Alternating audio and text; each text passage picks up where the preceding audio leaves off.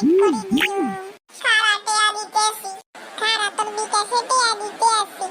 টেয়া গেছে নি খারা সাইকি দে গেছে গেছে ভাই এবার যত দয়া করে এবার যত ছবি ডিলিট করে দে দাস না ধরে আর তো প্লাই কথা দিছি খারা ডিলিট করে দিতেছি দেখ হইছে নি হইছে ঠিক হইছে এবার যত তুই যা ঠিক আছে যাইতে ভুলে একটা টিকটক ভিডিও করতে গেছিলাম